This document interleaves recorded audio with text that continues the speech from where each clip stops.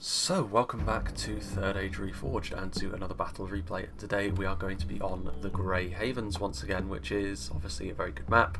And generally speaking, it's a battle of three phases. Outer phase, obviously classic fortress, gatehouse, walls. It's as difficult to take as the defenders often want to make it. The defenders obviously have more quality per army than the attackers normally do. So this means obviously that the more quality they front load onto these positions, the more difficult they'll take. But generally speaking, this means they'll have less to work with in the latter stages of the battle unless they're outright able to stop the attackers at the outer gates, but we've never seen that before. The middle phase is often quite punishing for the defenders, to be honest with you, because there's a lot of streets, a lot of avenues to cover as you sort of try and pull back through the town itself. Oftentimes this is where the attackers can make up any ground that they may have lost on the outer walls in terms of the percentages. And then of course the final phase across into the central island over here. This is where any Grey Havens battle will ultimately come down to, control for the town centre. And very often what we'll see is the defenders either don't have enough because they've expended too much in the middle phase of the battle to hold on to this island for the future, or what will happen is they haven't committed enough to the outer defences and the attackers still have access to all of their archers and javelins and the like, of course, which means it's like shooting fish in a barrel when all of the defenders are clustered into this central island. But there is a delicate balance to be found, and if the defenders do find it, the Grey Havens can be a very difficult town to take indeed. We'll go through the attacking armies first and foremost, starting off with the Camping Panda down here in the south, who's going to be playing as Harad. They've marched, or sailed perhaps, a long way to get to Lindon. Upgraded dismounted Serpent Guard. I think in a siege this is among one of the better units you can bring as Harad, because Harad, generally speaking, they don't have the ability to withstand a lot of range punishment throughout their roster. Even their tankiest units tend to have a lack of armour, which means that once hit points have been expended they can be a bit fragile. Serpent Guard, though, when things get up close and personal, they are a perfectly good line infantry unit. They do have slightly lower shield values and armour values, even with the upgrades to be fair, than other units of a similar cost. Trollmen, of course, are pretty much a must bring as Harad most of the time. Like, it's one of those units that you will be really hard pressed to not find in a Haradrim army, I would suggest, because they are effectively shock infantry with a shield, armour piercing, multiple hit points, the real damage dealing core of any Harad army. Even if you're going up against a faction which doesn't pack on the armour quite so much, the Trollmen is still going to be your best bet for a damage dealer at the core of your army. One unit of Haradrim Spearmen pushing up the ram, obviously just a disposable unit to send in and knock the gatehouse down, or Serpent Guard. A fair amount of Serpent Guard, a fairly quality-centric army actually, this from the Camping Panda. Going for the Serpent Guard upgrade, it does mean that you can't really bring stuff like the Southrons in great numbers, which is usually how Harad will pad their numbers, maybe the Muhad Warriors. Champions of Nafra, again pretty much just the older brother to the Trollmen. They're the bodyguard unit, obviously very, very tough. They don't have the shield on their front. They do still have those shields on their back though, and obviously they have a two-hander. Very, very damaging unit, bodyguard unit there. Muhad Beast Hunters, so some javelins, must bring us Harad as well because they have a decent array of them. Obviously the standard javelins here, and then of course the real showstoppers being the Demons of the Desert, one of the stronger specialty projectile units in the game, especially in a situation like this where if you get them into a nice choke point they can really wreak some havoc. Word of caution though, they may be multiple HP, but they are still fairly fragile. If you put them in the harm's way of archers, they will get whittled down pretty quickly. We do have some Muhad Warriors over here, and we do have some Southrons as well with some Trollmen. So going in maybe a little bit lighter on this side in terms of quality. Over on the other side with the Serpent Guard, there's a little bit more upfront quality, but over here a little bit more in terms of numbers. So armor piercing spears, standard unit of sort of evil line infantry, which obviously is very numbers centric, maybe a little bit more damaging than the average for Harad, and then a unit of Trollmen to tie it all together. So pretty standard fare for Harad, I would suggest, especially on the attack. Then we have Pharaoh, who's going to be playing as the Orcs of the Misty Mountains. A lot of goblins, of course, or goblins of the Misty Mountains. Heavy Goblin Archers, good to have a unit of standard archers like this. It's something that Harad seems to have foregone unless there's a unit of hidden rangers. Just having some basic cheap archers on the attack can just engage the enemy and make life a little bit more uncomfortable for them. They won't win you the battle, but they can certainly make life uncomfortable for the defenders, which, considering the tasks they often have to try and overcome, that's obviously a good thing to have. The Heavy Goblin Archers are a little bit more heavily armed than the standard Goblins. Goblin King's Bodyguard here at the centre, as they often are. As far as bodyguard units go, they're obviously nothing too special, but they do have a nice way of tying together the Misty Mountains army. There's some Snow Trolls in here, fast moving trolls, but obviously that's not going to be terribly relevant in a siege like this unless they are really active in that middle phase of the battle that I mentioned. Mountain Orc Berserkers, a nice unit of armour piercing shock troops at the centre of the Misty Mountains line, albeit very low armour, limited melee defense as well. They can hide, but again, in a siege, that's not really too relevant. Heavy Goblin Spears with their armour-piercing spears, very similar to the South ones, only I think their armour maybe is slightly better, which does make them the superior unit of the two, but Harad have got more armour-piercing throughout their entire army, so it kind of evens out there. Blackback Mountain Berserkers are in there, the most devastating unit of Misty Mountains infantry, but they are maybe a little bit more fragile than something like the Goblin King's Bodyguard. Some cave trolls here, multiple units of cave trolls, very capable of smashing through lines of course. Probably a few units of hidden goblin infantry here and there as well. What have we over here? Indeed we do have some goblin infantry hidden over in this direction. Some catapult crew already over here as well. Then we get into Legatus, who's going to be playing as Isengard, so Isengard much more quality centric than the Misty Mountains. Stuff like the Uruk-hai Crossmen, Uruk-hai Pikemen and Uruk-hai Infantry triumvirate you can see here is completely indicative of how Isengard do their business. Very by the books, very straight-laced, as it were. But there's nothing wrong with that. Like, none of the other Orc factions really have as dependable a core as Isengard. Even Angmar are a little bit more tilted to being aggressive, whereas Isengard are a little bit more balanced in their approach, and that's definitely showcased in those three units. But Uruk-hai Raiders, Half-Orc Baneguard, obviously the Raiders, the cheap unit of line infantry when you're on the attack. These numbers really will help you out. And then you have the Half-Orc Baneguard over here as well, obviously a nice unit of just generic shock infantry. There are less of them than there are in the Half-Orc Reaver unit, but they are also individually just that little bit more tough to kill, which could prove to be an important distinction. More pikes, more infantry. There's berserkers as well, which in much the same way as the trollman, you will very often see berserkers in an Isengard composition, because while they are potentially fragile once their hit points are gone, like, you cannot ignore the fact that they have that massive armor-piercing damage, which is very useful, especially when clearing walls. The Nazkai are there as well, which is, again, in much the same way the champions of Nafrat are the bigger brothers to the Trollmen, so are the Nazkai to the Uruk-hai Berserkers. We've got some Uruk-hai Archers over here, so they too have gone for some cheap archers, which I do agree with. Anytime I'm on the attack, I'll always want to bring one or two units of like the bargain basement archers, just to make life more uncomfortable for the defenders. Some Trolls of the White Hand back here, and then we move across into the next attacking army, which is King Ammar, who's playing as Mordor. So fairly widespread. He's got here some Orc fodder, so very cheap, not completely free anymore, as I was made aware of. You can tell that I don't play Mordor all that often, even though I do think relatively highly of them. I just tend to prefer the full focus on aggression that Angmar have, or the balanced approach of Isengard. So some fodder. They're going to be pushing up, obviously getting through the gates with their rams, and then the concentration of Blackguard, Minas Morgul Chosen, some Temple Guard in there, a unit I think extremely highly of because of their AP arrows. The Nazgul are at the centre of things. Blackguard, Orc Javelins back here, very cheap and cheerful as well. Temple Executioners with the armour upgrade in the far back, and some Orc Maulers. So none of these units I would disagree with. Olag High as well. There's some Morannon Halberds just around the corner, so a very large army from Mordor this. They've gone for the classic split of quality and quantity. Fodder, Morannon Infantry and Maulers pushing over those siege towers over there. Morannon units just around the corner, hiding from the archers because they're unshielded. And the rest of the units hidden over there. But yeah, there's also actually some Blackguard and Barad-dûr back there, so a lot of Great Shield units. Mordor, of course, that quality-quantity split that they have is pretty much their entire identity, really. They're a swarm that have got a few very, very dangerous units at their core. And then the final attacking army here in the north, we have Angmar, actually played by Awesome Boss Death. So Angmar, of course, as I said, in comparison to Mordor, they certainly have less in the range department, but in terms of upfront power, they're probably the superior of the two. Snaga Stalkers, again, very cheap unit that you can use in a very disposable fashion. Hammerguard. Angmar also tend to have actually even smaller armies than Mordor, because players do tend to put a lot of stock into their really high-end units, for good reason. But it does often mean that you can't swarm in the same way that you can with Mordor, even though Angmar are capable of that. It's just a composition question. Gundabad Guard, there's Scourge Raiders in there with the armour upgrade. Even the armour upgrade doesn't really save them from their fragility in melee, to be honest. Or in melee, at range. In melee, they're pretty decent with their defence because of their dual-wielding nature. Pikes, Blackguard, and there's some Gundabad Guard in there as well, some Angmar Marauders. And then a secondary force over here, which is going to be made up primarily of trolls actually, trolls of Angmar and Gundabad, some Blackwatch Legion and some Guardians of Khan Doom over here, and the Witchers way in the back, getting away from any archers that they may perceive, so obviously they could be a real factor as the battle goes on.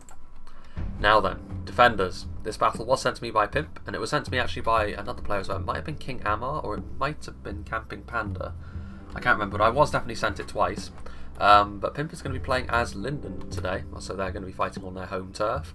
And Lindon are a faction which I'm not particularly good with. Of all the elves, I would say they are probably the most difficult to play because of their low armor value. But in a situation like this, whereas the defenders, you can kind of control the flow of the battle, I do think Lindon have a lot of merit because they definitely have the highest melee defense on average of all of the factions in the game, to be honest with you. Even among the elves, they stand out a little bit there, which makes up a little bit for their lower armor. But yeah, it really does depend on how you approach the battle. If you obviously get isolated against skirmishers, Lindon are by far the weakest elven faction. But if you can force an engagement on your terms, Lindon can be absolutely devastating. Mithlon Lancers, so they have their javelins and then their lance cavalry. They're going to be backed up by the mighty Gwythi Rockdor. Imladris played by Fire Wolf today, so two elven factions on display. The two high elves. Mithlon Swordmasters back here, so heavier elven swordsmen. And they're also going to be backed up by the mighty Noldorin Guard, again one of the finer units of line infantry in the game that you can mass anyway. Obviously bodyguard units are somewhat a separate entity. Wardens of Elos Tyrian, again as a unit of rangers. Elven rangers have 1 extra missile damage, so it's obviously a really, really devastating force, even more so than rangers normally are. Mithlon Marines, 4 Lindon Marines, so Lindon of course. Plentiful Javelins, which is another point in their favour. Harlinden Guard with their spears. Noldorin Blade Masters with Círdan the Shipwright. Yeah, obviously Noldorin Blade Masters, they may not have the 3 HP that the Pharazim Sword Masters have, but don't let that get you down too much. They're still an absolute tour de force. Another unit of Wardens of Elos Tyrian. Going into the red limit with Rangers I think is potentially worth it, especially with something like the Wardens of Elos Tyrian, because I think Lindon work really well in a siege in a supporting fashion with their javelins and their pikes and going for a few units of higher tier infantry, especially when you have the likes of Arthedain and Imladris fighting alongside you, who can definitely sort of handle the upfront muscle, especially Imladris. Noldorin Guard, Mithlon Swordmasters, pikes, infantry, Harland infantry of course, as most standard elven line infantry are, nice and efficient. Grey Company, mounted rangers from Arthedain, they're going to be moving with Mithlon Lancers, and actually, yes, the Horse Swords of Ulmer are in there. In comparison to the Gwythi Rockdor, they're not as tanky, but they are very swift, and in terms of just being aggressive Lancers, they might be the strongest unit of knights in the game, to be honest with you, but obviously their fragile nature does sort of offset that a little bit, so that again, high risk, high reward in many ways. Another unit of rangers here, Living Saint Clix, playing as Arthedain, so some Dunedain rangers there. Just a little bit further back over here, Arthedain men-at-arms with the upgrade, so they're going to be just that little bit tankier. They will need to be because they're going to be facing off against a big Mordor assault. Numinous Gate Guards at the centre, Arthedain men-at-arms. There are some elves on the wall as well, some Mithlon Swordmasters shoring things up, some Mithlon Pikemen in support, another unit of Dunedain Rangers, 4 Lindon Marines, Mithlon Marines. So already both of the two defending factions have gone into the red limit on Rangers, which may impact quality on the front line, but it will give them more damage at range. 2 units of dismounted Fornoster Rain Knights, a couple of units of Dunedain Peacekeepers, and a unit of dismounted Knights of Numenor, so a nice quality-centric core here of the Arthedain Infantry. A piece of siege as well. Trebuchets don't come cheap, but they can be absolutely devastating. A Royal Court of House Armlaith unit, so all of the defending factions have also gone for some cavalry. So with all of this money sunk into artillery, archers and cavalry, the one pitfall they could fall into here is they might not have the infantry power to really last the distance in this battle, but we shall see. Wardens of the North, AP archers in much the same way as the Temple Guard on the other side. Troll Slayers, fantastic units of javelins with the armour piercing and melee as well from their axes. Swords of Rivendell, Gwythi Arthand, Eldarenway Swordmasters and archers from, obviously this is the Imladris army, God Helem with their high mass arrows to knock people over on the approach, which can be really useful in a situation like this. Heavy elven swordsmen as well from Imladris with the Broinen River Wards. Some Imladris Guardians with the upgrades, Imladris Sentries. We have some Swords of Rivendell on the walls, so Imladris definitely intending to take the fight to the enemy upon the walls. Arthedain Pikes and Men-at-Arms over here. This is all, you know, with these two gates in close proximity, this can often be the first place where the defences crumble, as I've noticed. Up here we have some Broinen River Wards, Imladris Guardians, and then the final pocket of Imladris Resistance. Spears, Sentries, Archers, some Gwythi Myrdain as well, obviously the really nice shock infantry that the elves have, albeit they can be a little bit isolated often, and some Eldarenway Spears. So, It's going to be interesting to see how this goes, isn't it? So I couldn't help but notice that the trebuchet was firing right from the off here, and it's going to be quite interesting, I think, here to see what they're actually going to be firing at. I mean, they're going straight after the catapult. Now, with the increased accuracy of the trebuchet as it is now, it's entirely possible that they could hit the catapults, but I would still question whether or not that's actually the best thing for the trebuchet to be going after here, because while the attacking artillery could be potentially quite dangerous, the value that a trebuchet has with its large splash damage destroying blobs of infantry up close and personal within the settlement is probably slightly higher, which seems quite strange considering what the application of a trebuchet is meant to be. But of course you would, I think, quite rarely see a machine like a trebuchet used on the inside of walls in reality.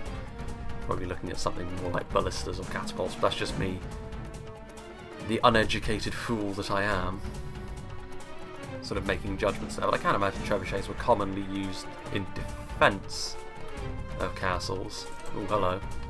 Immediately you can see here that a large cavalry force has exited the walls. The Gwaithir Roctor are here.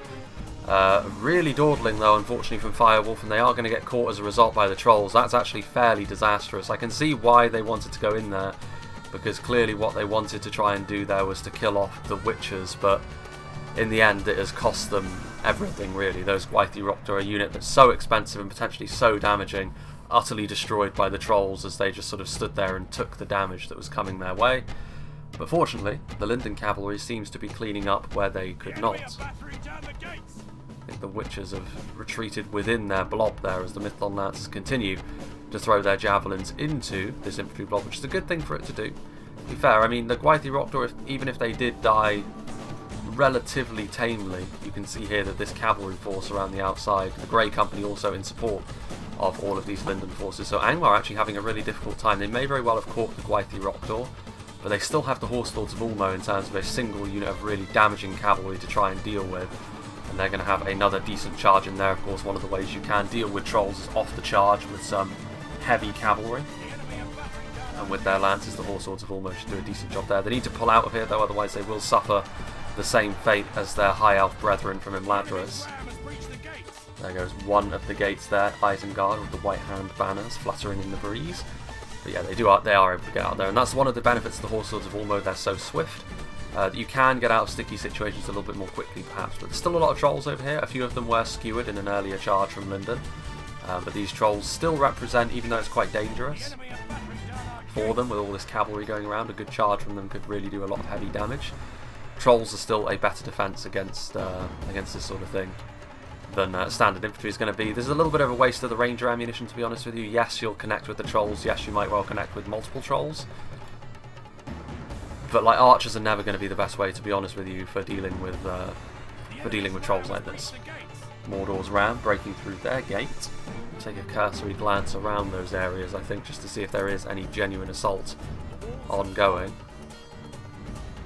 Not really, I don't think. There's well, I mean, Angmar are still here in this clump over here. Their infantry is starting to fan out a little bit. They don't need to be too concerned, I think, about Mithlon Lancers charging in melee, or even actually the Horse Lords of Ulmo, because there's actually quite a lot of pikes and spears over here. The problem is this represents a fantastic target for the Grey Company, because they can scarcely miss. They'll get multiple hits. They're going after the pikes as well, which is a decent target. The trolls continuing to chase after the Mithlon Lancers, so Angmar here, awesome boss death, being put under a huge amount of pressure. The Haradrim ram doing its work as well. But like I said, this is an awful lot of money that the defenders have sunk into this cavalry, so even though Angmar does appear to be taking a bit of a beating, is that money well spent overall? Because to be honest, for this money to be worth it, they do need to wipe out the vast majority of Angmar, really, I think.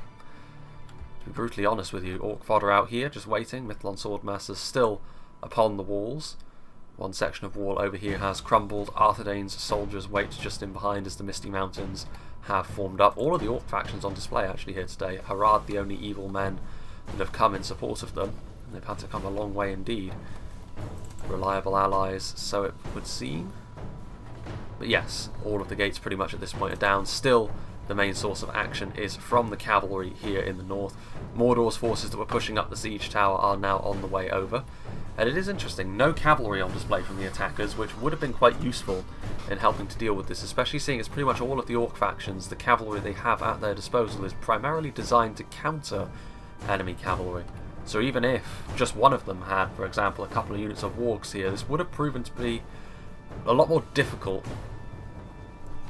to get away with for the defenders. But the Witchers have been left behind, and that's a bit of a misplay there from Angmar.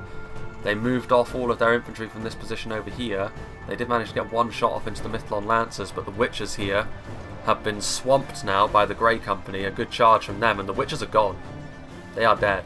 So that is a huge catch for the defenders, because the Witchers can be so devastating in a siege like this, and also they're such an expensive unit that pretty much cancels out the loss of the Gwaithir Rock Door almost completely, I would say, in terms of usefulness on a map like this. So any other kills they've managed to get on Angmar at this point, I would say, are just gravy. They have taken losses on their other units of cavalry as well, but you can see their Mithlon Lancers pulling out. Horse Swords of Ulmo have taken some fairly consistent damage, so the Trolls have given as good as they can get. But with all of these charges coming in, there's really not much gas left in the tank for these Trolls, I would suggest. Another unit of Mithlon Lancers coming in. Obviously, when they do run out of ammunition, these Mithlon Lancers have that utility as a unit of Lance Cavalry, which is incredibly useful. Here they come in, Lances down. A bit of a tame charge though. I think they managed to kill off 2 Trolls there, but that's about it. I mean, still, 2 Trolls in the grand scheme of things, that's pretty decent, to be honest. There's walls crumbling somewhere because the frames are starting to take a bit of a nosedive. There they go. Well, and you know, those Mithlon Swordmasters didn't move from the walls, and part of that could probably be the fact that the Lindon player was too busy microing his cavalry, so he didn't notice the fact that his pretty much that entire unit of swordsmen as well was clustered around the middle of the wall, so almost all of them are gone. Only 36 managed to escape, so he did actually notice, but too late to save the whole unit. But another section of wall crumbles. Harad are just getting inside the walls as well, so just in time to see the Muhard Beast Hunters enter the fortress, although I think they'll be turned back pretty quickly. They didn't even get that javelin volley off before the Imladris Guardians got very up close and personal with them, and upgraded Imladris Guardians, something which Harad will struggle with. One of the stronger units of line infantry. I think I miscategorised them as A tier when I was talking about Imladris. They should really be S because of their strength on the front line with that armour upgrade. Trollmen will do it, but I think, you know, Harad, to keep that assault going, like, they're going to want to save some of their elite units for later on, I would think. But definitely some Trollmen will be required to loosen the lid, as it were, on that Imladris defence. Arthedain, of course, the least quality in terms of the infantry they have on display, but the Arthedain men-at-arms are a perfectly serviceable unit of men-at-arms, especially with the armour upgrade as well. Decent survivability on them. Meanwhile, Mithlon Lance is at this point shaken. Continuous kills coming in, but I mean, at this point, like, what's left of the Trolls and Gundabad Guard are chasing after them. They have been fully caught by the Gundabad Guard as well. I would imagine this is probably going to be enough to break them. No? And again, this is the benefit of the Lindon Cavalry. Like, they are really difficult to pin down because they are light enough that they can just escape from those situations. A frontal charge into the Blackguard. I mean, some of the Blackguard are dead, but I mean, staying in melee with Witcher-Elm Blackguard, even for a unit like the Horse Swords of Ulmo, is not recommended. An attempted charge coming in there, but it was actually mostly blocked, unfortunately, by the Horse Swords of Ulmo, so not a lot of it actually connected with the Blackguard. Some going down, though. I mean, Angmar still have a fairly sizable army left. I mean, that's the thing. Like, I would say for all of this cavalry pressure to have been worthwhile, I think they probably needed to make more of a dent in Angmar's infantry. I don't know how much of this is actually Mordor's force. I mean, there's a clump of it over there, but not too much. Time will tell whether that cavalry proved to be significant. I mean, you could argue that just killing the Witches alone was worthwhile, but that's always a little bit difficult to quantify that, I think. Meanwhile, over here, these Trollmen, I don't know how I missed this. These Trollmen have just been completely obliterated. I'm not really sure what Camping Panda was thinking of when he decided to commit men in here, to be honest with you.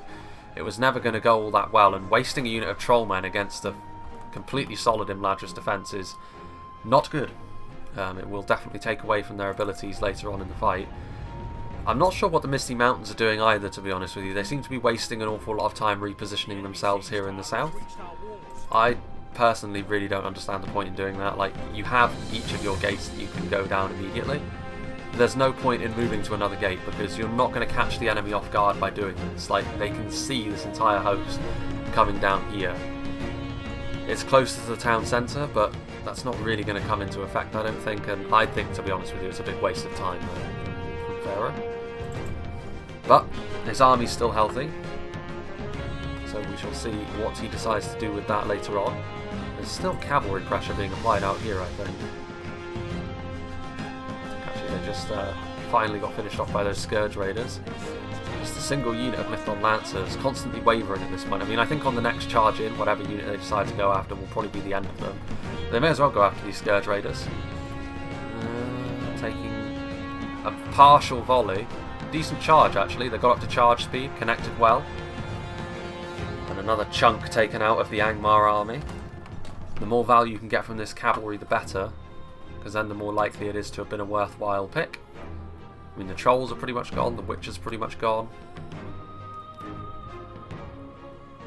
A couple more falling by the wayside to those Scourge Raiders' projectiles. A bit of a genuine assault coming through the breach in the wall now. Half-Orc Baneguard. I like this from Legatus. He's noticed what he's going up against, a unit of standard human infantry whose main asset is going to be their upgraded armour. So he's sending in his basic shock infantry first to try and do some damage. I would say the only thing that's wrong with this is the fact that he doesn't have some fodder supporting them as a bit more of a meat shield, something like, you know, Uruk-hai Raiders, for example. Actually, he can go one better because he's sending up the Uruk-hai infantry, which will definitely put pressure on Arthedain and force them, or one of his allies, to commit some reinforcements down here. I mean, the Annuminous Gate Guards are coming across, but with the committal of the Gate Guards over to that gap, that is going to be Mordor's queue to pour in through the gate. It's only a unit of Orc fodder, but it's still going to be ground that they can make up, and they're going to be taking the walls with these Minas Morgul Chosen. Difficult unit to get rid of. All of the defenders have got the tools to get rid of Mordor's heavy spearmen, but regardless of what you use to go up against them, unless it's really strong shock infantry, it's going to be tough, I think. Harad, meanwhile, a bit of a better assault going on over here than they had on the gate to the far south. Muhad warriors coming in, but I mean, it's more substantial, but it's still going to ultimately end in failure unless Camping Panda sends something a little bit more substantial than even this forward. Because I mean, when you're going up against Imladris, you cannot afford to pussyfoot around the issue. Like, you need to come forward in strength, otherwise they're just going to easily swat aside very small detachments of your army like this. Like, Muhad warriors are actually a decent line infantry, I think, for their cost. But when they're going up against Broinen River Wards and upgraded Imladris Guardians, they need support. Like, they're not going to be able to do anything on their own. You can see over here the Muhad Beast Hunters coming in, kind of catching some of these Imladris Guardians out of formation. So, I mean, there's some good engagements being taken. More Southron Warband pouring in. So, I mean, the numbers are okay, but I think just some quality sprinkled in here is going to be necessary. Just a single unit of Trollmen somewhere. So there is some genuine substance to some of these assaults. Over here, meanwhile, Minas Morgul Chosen actually pushing down off the wall, right into the welcoming arms of a unit of Mithlond Pikemen in phalanx, with some of those Swordmasters in reserve. Oof. I mean, here you can see from the high ground, Dunedain Rangers shooting in to this strong point of Mordor infantry. The Orc fodder routing, Minas Morgul Chosen on the verge of doing so as well, because there's another unit of Dunedain Rangers, so perfect crossfire coming in there. It's a lot of damage very quickly, but I think I'd only use one ranger at a time. It's important to conserve ammo. Lindon Javelins here in support as well. Mithlond, or I should say 4 Lindon Marines, and also the dismounted Fornoster Rain Knights coming over here, as well as actually the dismounted Knights of Anubis. So Arthedain, despite some pretty good composition work from the attackers, Arthedain has responded in kind with overwhelming force, really. And it'll be interesting to see how the attackers deal with this. Do they double down themselves, or do they ease off? Maybe try and go a little bit harder on other points in the battlefield. Over here you can see that Harad have sent forward some more with the Southrons. The Southrons up on the wall doing okay, but I would still heavily back the Swords of Rivendell to do the business in a fight like that. But with units like Eldarenway Swordmasters being committed to the front line, you can see Javelins are starting to make their way through the Gatehouse from the Beast Hunters. Those Javelins are going to be pretty much Harad's hope at cracking their way through. this Imladris defence, because they're not going to do it through martial might alone, I don't think. The Southron Warband and the Swords of Rivendell really going hammer and tongs at one another, but I think, like I said, Swords of Rivendell will ultimately be victorious without additional support coming in. The Misty Mountains is still being awfully slow for my liking.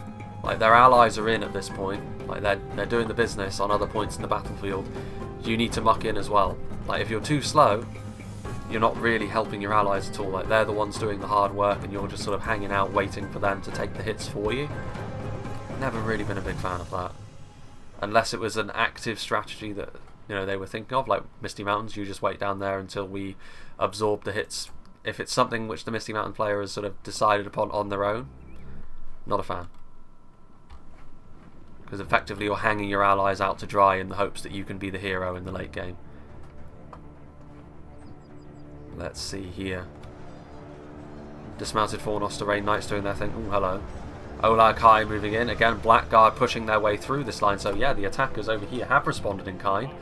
A large force coming forward. Mordor's Great Shield Infantry and the Trolls. But in response, I mean, the Wardens of Alos Tyrion have got a perfect shot into that blob, as well as the Dunedain Rangers. I mean, this is devastating damage that's going to be going into this blob from 2 units of Rangers. So Mordor need to make this count pretty quickly, and Isengard, they need to fan out quickly. But of course the defenders are not going to allow them to do that. Lindon Infantry and Dismounted Arthedain Knights are going to shut the door on them and bottle them up once more. Again, it's only a temporary measure this, but the Rangers are going to be doing damage all the while. Orc fodder are really going to be struggling on the front line here against the Dismounted Knights of Anubis. Some support from the Olag Kai would be a bit of a game changer there. They're going to be going after one of the units of Rangers at least. This could be pretty key this in the battle, honestly. The attackers really want to get through here quickly, and I can understand why. But in doing so, they've given the defenders a perfect target for several units of Rangers and Javelins. And you can see just how quickly this force has just been devastated by this range damage. I mean, it's a lot of ammunition that's being poured in here as well. Ammunition the defenders won't have for other assaults. This troll is just chilling at the top of the siege tower. They don't have any rams, I don't think, Angmar, which means they're going to be entirely reliant on going up through the siege towers into the welcoming arms of some Noldorin Guard. So I would certainly hope that some quality's coming through these siege towers. I mean, you know, Gundabad Guard, not the worst unit in the world, but I mean, Noldorin Guard are going to be far their superior. I mean, this is definitely the epicenter of the battle at this point. Still, there's some cavalry on the inside, though. The Royal Court of House Armlaith were not involved in the initial sally out. If they can be used to good effect here, it could really set up the defenders very, very nicely going into the latter stages of this battle. You can see here, the Minas Morgul chosen. Eventually, they should lose this fight. I mean, with the troll support, I'm actually not so sure. But with Mithlon Marines and Pikemen sort of pinning them into a corner, they will lose. But you can see how slowly they're dying. Again, that thick black plate that the higher tier Mordor troops traffic in. Some Morannon halberds coming in through the gatehouse to engage with the Dismounted Knights of Anubis in support of the trolls that have been caught on them. But you can see here once again those Rangers and the Javelins over here. I mean, this is the thing, like the Rangers and Javelins are completely concentrated around here, which should be the signal for the Misty Mountains down here to go all in. There's no Rangers over here. There is archer support, but none of it is especially devastating. There's not a huge amount in terms of defending infantry over here. Now would be the perfect time for the Misty Mountains to commit, but they're not. Pharaoh's being so slow and so passive, and it may end up costing his allies so dearly. And over here you can see that Harad, they have been trying to keep up the assault over here, but perhaps even more so than Isengard and Mordor, because they've been largely having to deal with this assault on their own. They're being swallowed whole by the sheer martial prowess of Imladris. The god Helene doing their thing.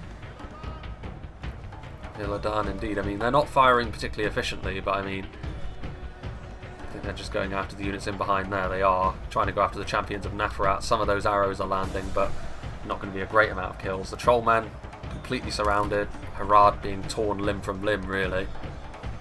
So far so good for the defenders, you have to say. I mean, they have front-loaded heavily on this defence. You can actually see as well, sallying out, Living St. Clix feeling so confident that they are actually going to move out of the settlement to take the fight to the enemy. This would be an ideal position to get the Royal Court of House Armlaith out, to be honest with you. But Goblin Infantry easily being cleaned up by the upgraded Arthedain Men-at-Arms. Uruk-hai Infantry will take a bit more of a beating. Up against the Arthedain Men-at-Arms, I'd actually back the Uruk-hai Infantry in that fight. But with the other unit of Arthedain Men-at-Arms, once they finished off the Goblin Infantry, I think this will be sufficient to kill off this pocket of resistance. Where is that Royal Court? They seem to have pulled off somewhere. Still those Warns of Elos Tyrion. Flaming arrows coming in from Lindon as well. They're really eager to just alpha strike the Mordor and Isengard assault here and break them off. Interesting to see if they manage that. What have we over here? Nothing much, I would imagine. There's some Mordor units over here, but I mean they don't have a way into the settlement other than this siege tower, and there's some sword masters. Round-on infantry going to take these walls, so they will be able to get into the settlement, but with nothing too scary. Angmar over here, meanwhile. I mean, this is the thing. Lindon do have quite a lot of their troops helping out against Isengard and Mordor. As a result, the remnants of Angmar's army are actually able to go through their resistance over here. The Noldorin Guard are still standing on the walls, but Angmar are just trying to sort of circumvent that entirely. I'm not sure if that's a fantastic idea, because Noldorin Blade Masters and Noldorin Guard are down here. And the more that Angmar try to force the issue here, I'm not entirely sure what they're doing. I don't know if they're just trying to bum rush the town centre or not, but someone should probably tell Orson Boss Death if that's the case, that isn't going to work. Because like all of these units are pretty much going to break before they get there. Mythlon Marines showering in some javelins. I mean, at the very least it could prove to be a bit of an annoyance, I suppose, if the Gundabad Guard make it all the way to the TC, but there goes the General. It's a shame, because actually he made some good ground there, and he could have started to make this fight a lot messier than it ended up being, but in trying to push all the way through, he's kind of scuppered his own chances, really. Rather foolish, if I do say so myself. Defeat seems certain for the Gundabad Guards. Yeah, you can see obviously now with Noldorin Blade Masters on the walls, they're going to be crushed. Meanwhile, how's Harad getting on? Because they were having a bit of a tough time of it. Muhad Berserkers moving forward, so they still have reserves, to be fair, Harad, but they're going to need them. They have done at least some damage to Imladris, is what I would say. But Imladris can definitely be quite pleased with their day's work over here. A very numerically heavy Haradrim force. What they've got left isn't really too scary. Champions of Nathrat really the only thing to be concerned with. Arthedain giving some support in the shape of those Warns of the North should really solidify things over there. Mordor and Isengard, however, they haven't been backwards in coming forward, to say the very least, but those Rangers, between Arthedain and Lindon, like, the thing is, the composition, both of them going into the red limit on the Rangers, could be a bit of a risk. I could understand one of the two factions doing it, Lindon especially, but for both of them to do it is going to leave them a little bit lighter on infantry than they otherwise would be, especially with all the cavalry around. The attackers have made it easier, I think, to deal with that, or for the defenders to get good value there. I mean, this is what Angmar have done.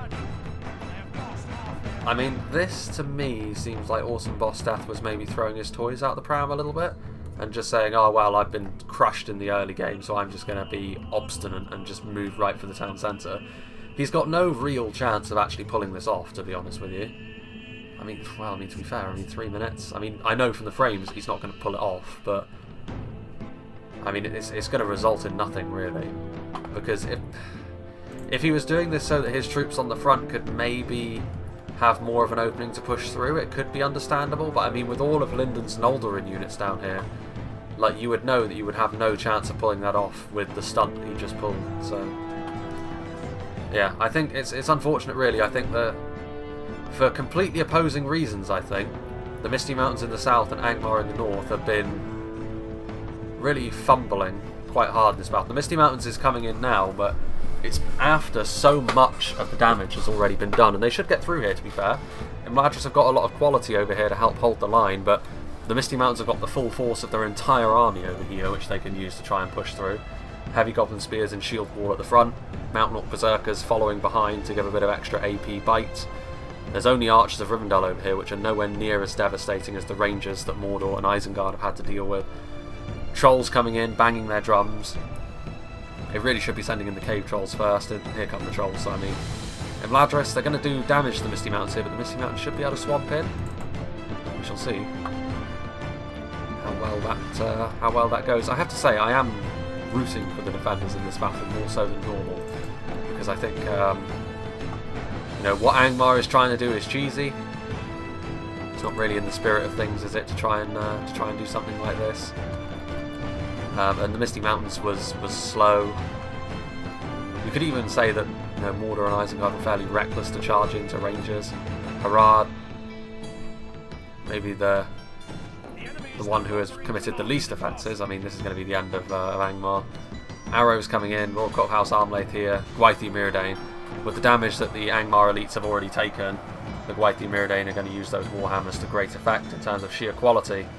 No one is going to argue with the Gwaithir Myrdain, least of all these poor servants of the Witch King who are finding themselves at the business end of those hammers. A little bit of friendly fire coming in there, which is unfortunate. But that's going to be the end of Angmar's skullduggery, we'll call it. And Angmar's entire force at this point has been largely dealt with. There's a few units that are perpetually routing in the streets. They've made it further than any other attacking army, I suppose, but I mean, it was not really in aid of anything, so there we have it. Meanwhile, there are some Mordor orcs that are pushed through from that gatehouse over there. They're trying to come to the aid of their beleaguered force that was over here, but they have at this point backed off, and they've kind of, well, I'd say backed off. They've actually been forced back outside. Some Arthedain forces, once again, aggressively hounding them outside. I mean, it's going to cost them, because the Uruk-hai crossbows and the javelins are all here. Those pikes are going to get vanquished. I mean, they built up a fairly healthy lead at this point on this front line. Arthedain and Lindon. Arthedain pikes and dismounted. Knights of Anubis dealing with this Mordor flanking force, which doesn't have any real quality to speak of.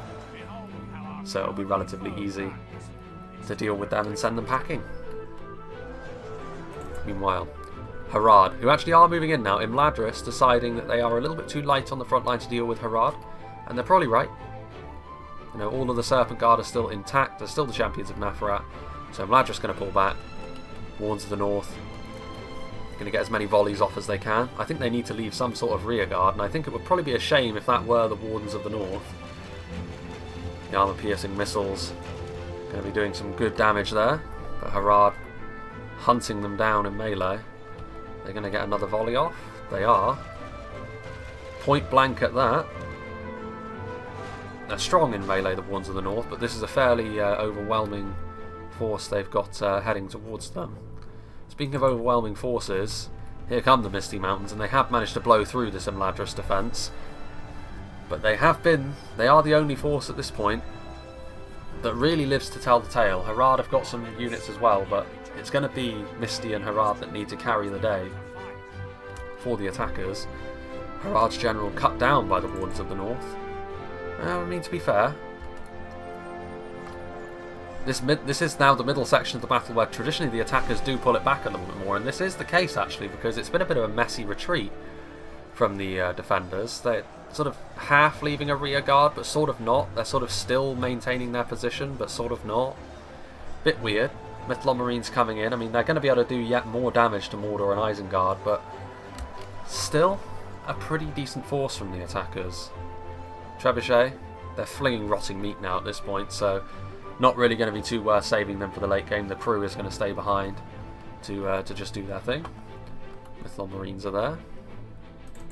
But I think Lindon, I mean, they've still got all their Noldorin units, still got a good amount of strength left in them. What have we got going on over here? Wardens of Alos Tyrion moving to back up the Wardens of the North. And I mean, this is kind of what I was talking about. Like, they're kind of winning in places here, but I mean, that isn't going to be the case anymore. That Demons of the Desert volley was pretty much as perfect as you'll see. Wardens of the North immediately taking absolutely massive losses from them. Wardens of Alos Tyrion, much the same. Some of them will get back up, but certainly not all of them. I mean, against Wardens of the North and Wardens of Alos Tyrion, definitely not the worst way to spend your ammunition, I would suggest. What have we got going on over here? I mean, again, the retreating Imladris forces might not be able to get back to the town centre, and I think this might be the biggest misplay the defenders have made so far, to be honest with you. They kind of left it too late to retreat from Harad, but if they were going to retreat from Harad, they shouldn't have gone that way. The Misty Mountains were already blowing through. They should have gone this way instead, and that could prove to be an absolutely enormous misplay from Imladris. Again, poor battlefield awareness. Troll Slayers. I mean, they are fighting off against trolls, so you'd imagine them to be fairly adept at that, and they will be. They will butcher cave trolls, really. They'll take some losses themselves, but not a huge amount. But yeah, the Misty Mountains, I mean, I kind of don't want the Misty Mountains to be rewarded for the fact they sat back for that long and allowed their allies to perish in such high quantities. But the fact that they do have a full army at this point in time is proving to be a boon for their side. Whether or not they have the quality to see a victory over the line remains to be seen. Misty Mountains of all factions might struggle with that. Goblin King's bodyguard are in there. Snaga skirmishers trying to get into position. And they're going to get point-blank volleys from the Warns of Elos Tyrion ripping through them here at any moment. Actually, no. Shooting into the back of that blob over there, going after the Blackback Berserkers, but they're going to need to get something into melee against these Snaga because these rangers are getting killed. Demons of the Desert running through the Arthedain General. When come the Gwaithir Myrdain and the Noldorin Guard, so from the other side, they're actually not going to sit in the town centre, they're instead going to counter-attack. I like this being on the front foot. I would definitely have the Noldorin Blade Masters over here as well if this was the plan. Having them back all on their lonesome in the town centre isn't really going to achieve much of anything if you're going all in down here. But considering how static the Misty Mountains were earlier on in the fight, I would say not a bad idea, because it might be the last thing the Misty Mountains were expecting. They were maybe expecting to be able to set up into a nice position, get themselves set, when actually that might not be the case at all. And actually now, all of the gains the Misty Mountains made, they're actually struggling to keep with the reinforcements from the town centre, because they're having to deal with multiple avenues of assault. Gwaithir Arthedain are easily going to be able to withstand the pressure that's being put on them over here without the Blackbacks in melee with them. Blackbacks and Goblin King bodyguard trying to overwhelm the Gwaithir Myrdain and the Noldorin Guard, which they may be able to do, to be fair, with the support of javelins. But the Misty Mountains can't possibly cover every angle now. Noldorin Guard continuing to go down the hill. I mean, there's a bit of crossfire going on here, but they'd rather be taking hits from the archers than the crossbow, so the Noldorin Guard continuing to hunt down those heavy goblin crossbowmen. I like it, I have to say. I mean, at this now, looking at the battlefield, it's now suddenly Mordor and Isengard that they've done an awful lot of heavy lifting so far in this battle, taken a lot of damage. Still pockets of resistance they're having to deal with Temple Executioners. Some Fall into Marines up there on the wall as well, which they're going to have to try and deal with, I think. But now they, I think, need to hurry. Because if they don't, like Harad are coming across, they're going to try and get some support to their allies. Dunedain Troll Slayers just butchering the Snaga as they route through them. But the Misty Mountains are in trouble here, and they're going to need Harad to come over and help them pretty quickly. Otherwise, the Misty Mountains are not going to have much of an army left to speak of. Good thing for them, the Gwaithir Arthedain are not really the best damage dealers. They can outlast most other units in the game. God Halim in melee, they're going to have an easy time against Snaga, so the last of the Misty Mountains Javelin men going down. I like the way the defenders have dealt with this battle, actually. I like how proactive they've been. I like the fact they've been on the front foot. Stuff like this here, that, you know, not saving the Armlaith cavalry for later for no good reason. Charging in, routing off these archers, carving away the Misty Mountain support, and the Noldorin Guard just butchering their way through there as well. Heavy Goblin Crossmen are going to be doing some damage to the Noldorin Guard, but potentially the Royal Court of House Armlaith can get a nice charge on them here and shut them down. Which, without these supporting units from helping their front line, it's going to prove to be really, really tricky here. It wasn't really much of a charge, but it was heavily uphill, so not too surprising. I mean, it's good for the Misty Mountains, I suppose, that I think Harad are going to be able to arrive in time to actually save them. And indeed they are. Gwaithir Arthedain turning back around to deal with Harad. The Dunedain Troll Slayers instead are going to continue carving their way through the soft and squishy skirmishers of the Misty Mountains, because they'll be able to deal with them more quickly. The Gwaithir Arthedain are going to be better at holding back the Haradrim onslaught. All of these skirmishers still trying to do their thing, but still, slowly but surely, being torn away at by this one unit of Noldorin Guard. At this point, if I were the defenders, I'd be tempted to go all in. I couldn't help but notice they were retreating some units back across the bridge. I'd be really tempted to just go all in on this. Just say, you know what? We're doing this. I can understand why they'd be maybe a little bit cautious against that, because there is the matter of having to try and deal with the Isengard Mordor assault from the north, which they will be able to go straight for the town centre, and with this amount of troops, they may very well be able to hold it if you don't have anything over there. They have enough over here to defend for at least a little while, I think. especially with the Blade Masters. I think a big part of this battle is now going to come down to Harad, honestly. Demons of the Desert are fighting against very depleted Imladris Guardians. Gwaith the Arthan holding the line, but upgraded Serpent Guard won't go quietly into that good night, and the formation of the Arthand isn't particularly good, but support coming in from the Troll Slayer should change all of that. Really help set them up quite nicely. Demons of the Desert are reloading though, and I don't think the defenders are really aware of the fact that the Demons of the Desert are lining up a shot into what I would assume to be the Gwaith the Arthan. They could go after the Troll Slayers as well though, to be honest. They've already used up some of their ammo at least. Yeah, they were going after the Troll Slayers. I think they were going to have a Javelin duel there, but of the two, when it comes to Javelins, the Demons of the Desert are definitely the stronger. But they're going to get charged now by the Royal Courthouse Armlay. There goes Azol. Yeah, the Misty Mountains are running out of steam. It's actually Harad's turn to be a little bit cautious, I think, although to be fair, Serpent's Fangs, Ashari Stalkers, I mean Poison Arrows, they've got a fair amount of archers, so being hyper-aggressive maybe was never on the cards for Harad, but in order to save the Misty Mountains they needed to be hyper-aggressive, and now the Misty Mountains, they went from having by far the sort of strongest of all the attacking armies to being almost completely eliminated because of the decisive action of the defenders here. I like it. Defenders being aggressive and doing it well is always nice to see. Isengard and Mordor are a very war-weary sight that they are at the moment, but they still have some stuff that is very worthwhile, including the upgraded Temple Executioners. There's still resistance being put up over here though by the defenders. Those 4 Lindon Marines on the wall still fighting away against Snaga skirmishers, so they're going to be fighting for a little while yet. Yeah, this was brutal over here for the attackers. They committed to trying to get through the defences quickly, seeing perhaps that Lindon were here, and Lindon are a little bit lightweight. But in so doing, they really put themselves at the mercy of those Rangers. Meanwhile, Harad now pushing in against the shock infantry. Rangers from both sides doing some heavy work now. Coming in with the Harlingen Guard, 2 units of them. Muhad Berserkers routing, and you can see here that despite being cut off, the Gwaith the Arthan continue to fight against the odds. I mean, this is the thing, like, they just will not go away. It's the reason why I do actually prefer them over the Myrdain. Like, in this situation, the damage the Myrdain are going to be doing is going to be invaluable, but for their sheer holding power, the Gwaith the Arthan really are something.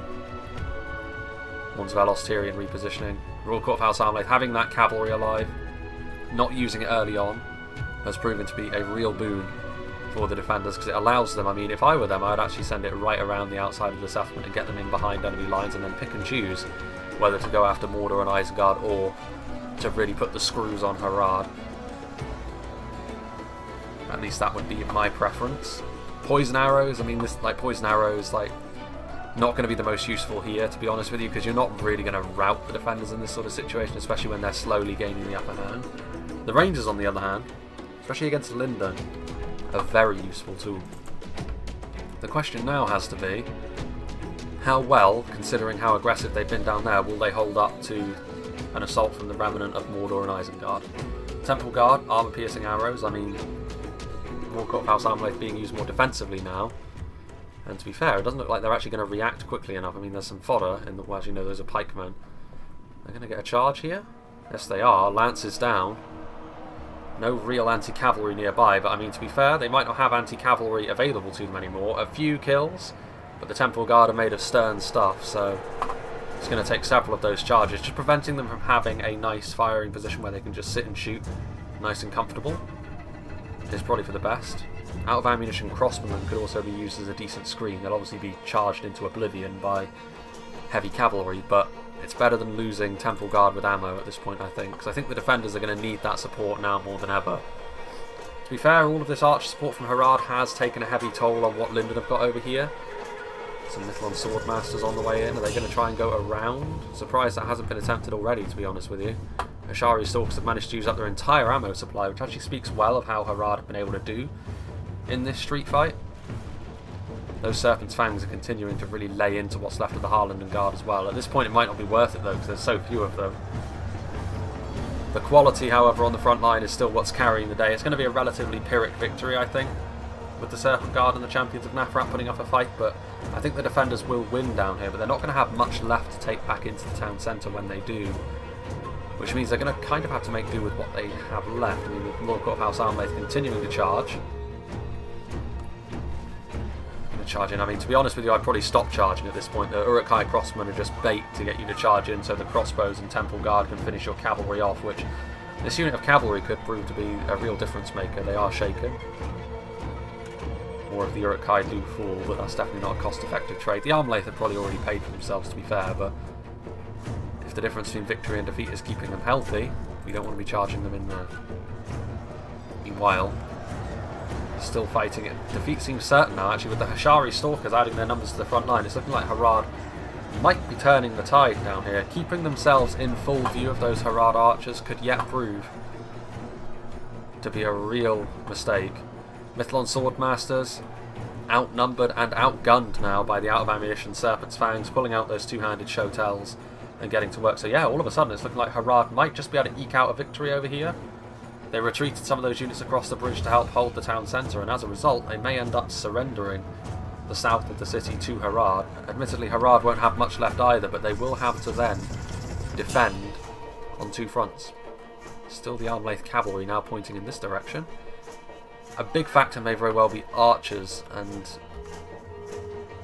ranged ammunition that they have left, because the attackers have it. They still have some crossbow bolts from Isengard and some arrows from the Temple Guard.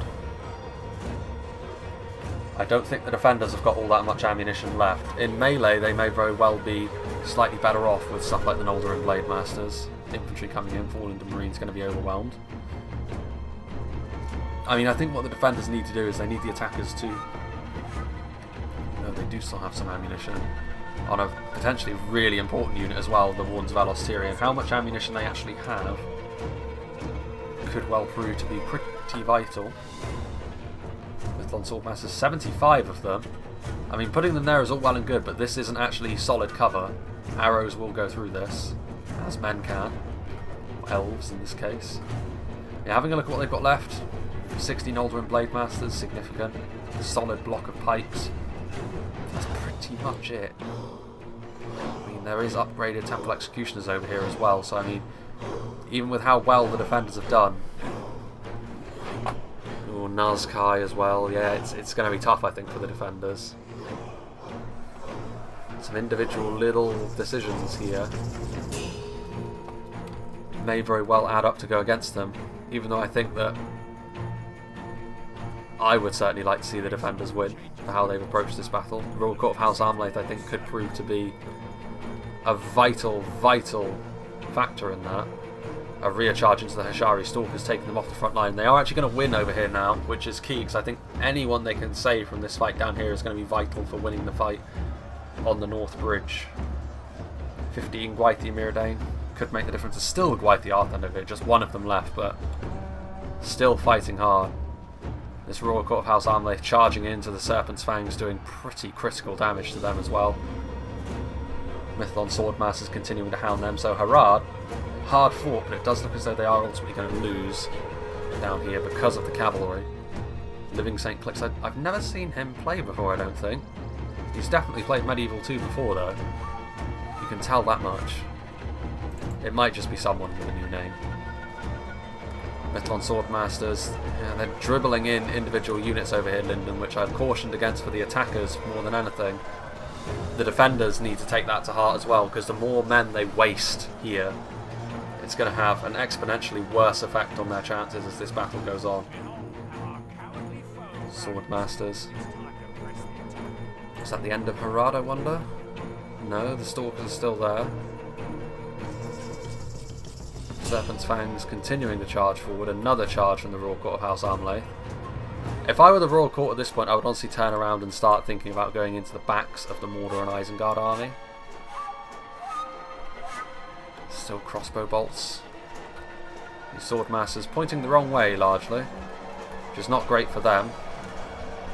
There's still some arrows from the unit of Rangers finding their way into this joint Isengard and Mordor front line. I have to say, I have some sympathy for Isengard and Mordor. They have been, in the early part of the game, they were a constant punching bag. So if they are the ones that can sort of see the attackers across the line, I do think that it will be hard fought, and I wouldn't begrudge them that.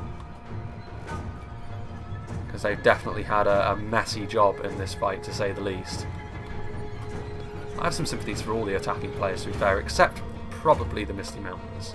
I think Angmar, in spite of the trick that he did try to pull on the defenders, he had a very hard time of it early on with all that cavalry swarming over him, and the loss of the witches probably made him a little bit upset.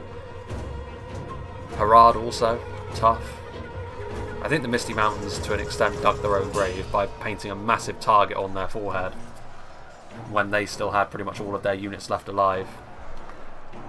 And the way the game sort of developed, they were always going to be the target of the defenders' ire when they kind of got in the way of the retreat.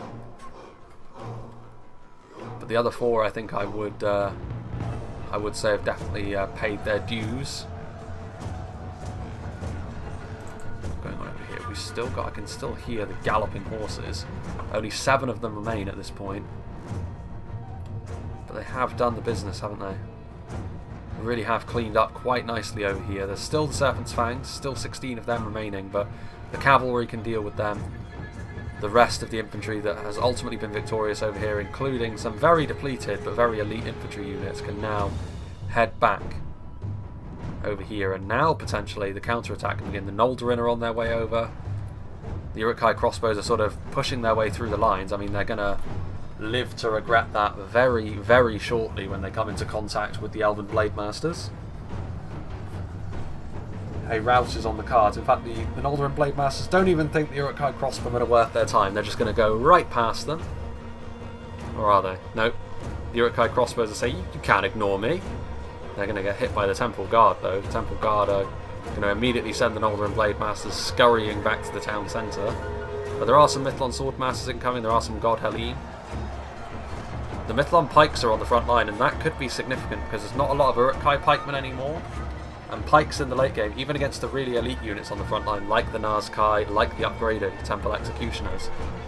With pike support, unless the archers, the Temple Guard and the like turn their attention to the Mithlon pikemen, it could be really tricky here, because especially once these elites get into the fray to back these pikes up, I think the defenders may very well take this one home. There comes some javelin support volleys in, though, into the Mithlon Swordmasters.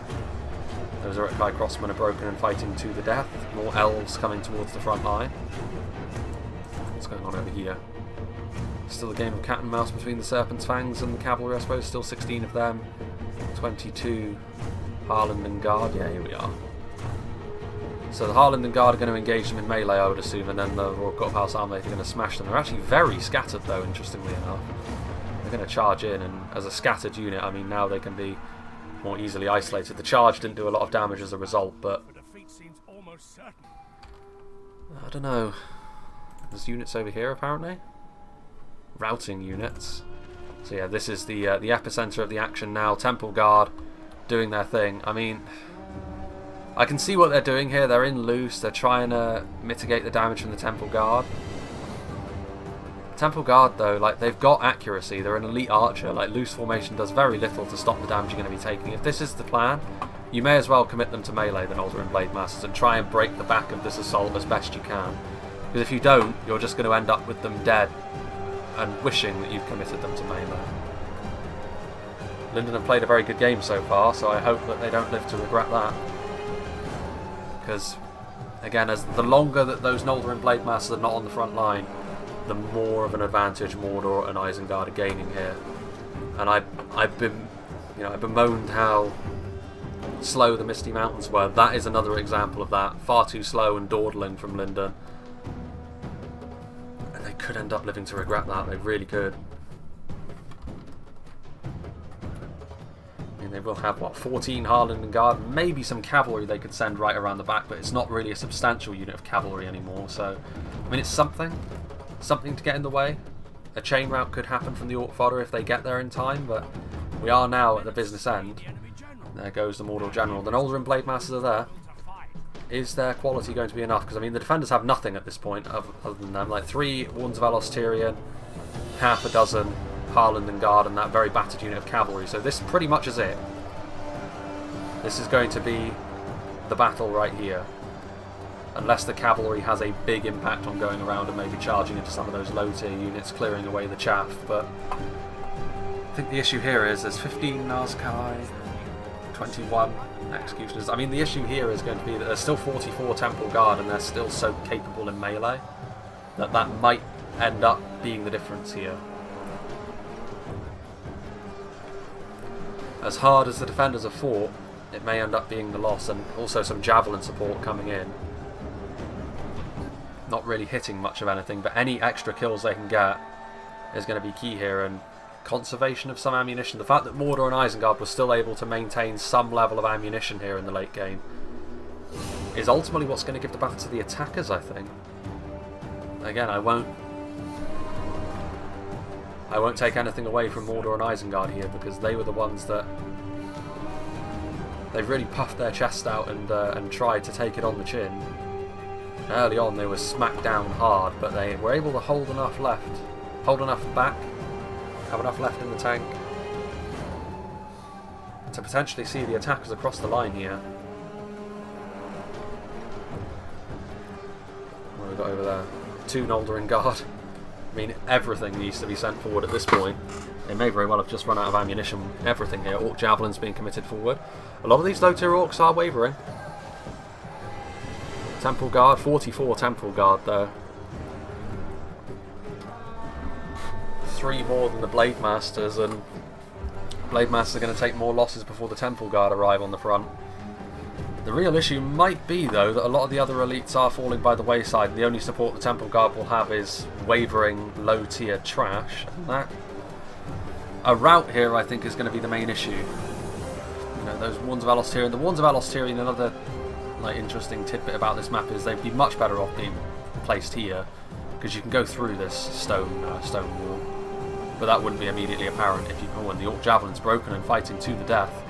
So that's over 100 orcs that are now going to be completely useless in melee, because obviously when you're broken and fighting to the death you will still fight, but your stats I think are like 0 across the board, so they're worthless in a fight. They're cannon fodder, quite literally, but that's still more useful than them running away, because it will mean that precious time is spent by the elves finishing them off. I'm just waiting to see the Royal Court of House Armlaith come around, screaming around the corner, and 6 of those heavy cavalrymen charging into the back of this blob and winning this battle for the defenders. Because I think, honestly, that's what Arthedain have in mind, because I think this is them. Indeed it is. They're exhausted, so they're very slow at this point. 1 around on infantryman who's routing. There's still, 13 Harland Guard at this point actually is a substantial number of Harland Guard to add to this fight. And I think that, pikes at the centre, Noldorin Blade Masters just carving their way through the low tier orcs and causing them to break systematically. The Temple Guard didn't arrive in time to support their fellow elites, and now they're pretty much the only ones left, along with 1 Temple Executioner. All of a sudden it's looking like maybe the defenders have what it takes. Isengard General, I think that was. I think that might have been Isengard's very last soldier that was left in combat. And this, I think, is it. I think the defenders will get a very hard-fought victory. And fair play to them for it. In come the reinforcements. Like I said, at this point in the battle, 13 soldiers is actually a significant number. There's the cavalry. It's moving very slowly. All of these units broken and fighting to the death. I mean, they have to aim for the Temple Guard with the charge to really seal the deal, but I think even without that, I think, to be honest with you, the defenders would have it regardless. The cavalry charge in the rear will just be the icing on the cake. Indeed it does. Indeed it does.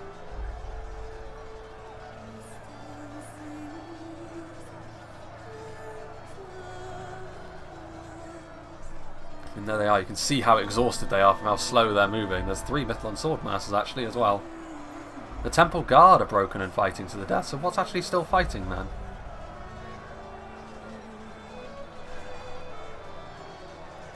If the Temple Guard are broken, in comes the charge. Yeah, the Temple Guard are broken. Is there a Temple Executioner still alive in here somewhere? And he just refuses to break. The Cavalry did arrive just in time for one final charge. Is there an Isengard Nazkai still alive in here? I don't think so. Surely the Orc Javelins didn't last longer than the Temple Guard in melee. They're routing. And there we go. Our soldiers have fought and died. Yeah, 99 to 100. You can see, I mean, around 50 defenders remain out of over 6,000. So very, very fine margins. I think all the defenders did their jobs. I think that you have to give Lindon special credit, to be honest with you. I think that the way that they and Arthedain in particular set up that Ranger crossfire was very nice. I think that Mordor and Isengard, once they were in, they knew they had to sort of commit and stick to it. They ended up taking a lot of damage as a result. Angmar were obviously the ones that bore the brunt of the early game cavalry, and I think the player kind of lost their head after that a little bit. I think that they just sort of tried to charge right for the town centre, and bit of a it bears all the hallmarks of a player being a little bit unhappy, shall we say. We'll be kind and call it that, and throwing a little bit. But I mean, they still performed a role at the very least. Like I said, I think the Misty Mountains, I was maybe a bit harsh on the Misty Mountains here, but I do think they were too slow. Like, they had an opportunity to commit to that assault earlier, and if they had, they would have been able to set up to deal with the counter-attack that was coming their way more easily. As it was, they just weren't ready for it, and they ended up paying the ultimate price for that. I think Harad, Mordor and Isengard did pretty well considering the situation. Like, Harad was able to make the best of a pretty rotten situation in the south, as were Mordor and Isengard in the north, and they nearly had enough left to win it, but in the end, just a little bit too much quality left on those Noldorin Blade Masters and the Mithlon Pikemen from Lindon. Imladris got noticeably the least amount of kills, actually, which is kind of interesting. I think that part of that has to do with the fact that Lindon and Isengard went heavy into their range support, whereas Imladris were more just sort of the front line that was sort of to hold. To give it another, I suppose, to put it in more flowery terms, Imladris with the shield, Lindon and Arthedain with the sword. Anyway, let's see what did the damage for Lindon. Warden's Velos Tyrion. You can see the difference that firing into a really big blob makes against being used in sort of a more supporting capacity very late on. Over 1,000 kills from the one that was firing into the blob of Mordor and Isengard. Just a little over 260 on the one that was still being used into the late game. Both, however, were still equally as important as one another, I think. This wouldn't have been a victory without one or the other. Mithlon Pikemen, of course, doing very well. Lindon's pikes are very, very solid. Their main weakness, of course, is the fact that they are especially vulnerable to archers because of their almost non-existent armour and the fact that they're unshielded like any pike. The Noldorin units, none of them breaking 200 kills, but their quality was still apparent for all to see. The Blade Masters, with their quality, were what ultimately helped seal the deal in the end. And then mixed fortunes for other units, over 300 kills on those javelins. The cavalry, I think, despite not getting the most amount of kills, I think the fact that they were able to finish off those witches and deal with a lot of Angmar's trolls was actually worthwhile. And ultimately it did have the effect of what it would seem to be, causing the player to lose their head. So, I mean, psychological warfare, I suppose, with the cavalry, which you can't really measure with a number. But yeah, a very, very good battle indeed. I would say that's actually probably the finest battle on the Grey Havens I've seen, just because we have, I think I've seen another battle on the Grey Havens that was very close in the same way as this one was. But what made the difference here on this occasion was I really liked actually the way the defenders played this. I really liked how on the front foot they were. I liked the fact that they weren't content to just play it by the book. I liked the fact that once they saw an opportunity, once they saw the Misty Mountains kind of a little bit all over the place following the push that eventually came, they decided, you know what, we can finish them here. Circumstances have allowed us the opportunity to deal with them, and they took it. And many players, I think, would not. Many players, I think, would just say, no, we won't. We'll fall back to the town centre and hold on those 2 choke points, which would have resulted in their loss, I think, considering the strength the Misty Mountains had left with their crossbows. The assault that would have come the other way from Mordor and Isengard would have been the same. So I think that decision there was absolutely vital. The attackers, mixed fortunes for them, obviously, like I said. But yeah, big thank you to Pimp and whoever it was on the attacking team that sent me this battle as well. It was one of them. It may have been King Angmar. It was King Angmar or Camping Panda, like I said, I'm sure. But yes, Big thank you to everyone involved in this very high quality battle on one of WK's finest pieces of work. And yeah, I don't think that the exam period is going to affect my schedule too much. I think, providing YouTube cooperates, this should actually be out 2 days after the previous replay. Hopefully. Again, that's YouTube dependent, not me dependent, so we'll have to wait and see. There will actually be an announcement for the Falathrim faction in Silmarillion Total War when I can actually get around to it, but like I said, with the exam stuff going on, it's a little bit more awkward to do stuff like that than maybe I would like, but yeah, hopefully we can get to that soon. But yeah, hope you enjoyed this, and I hope you'll join me for whatever is next.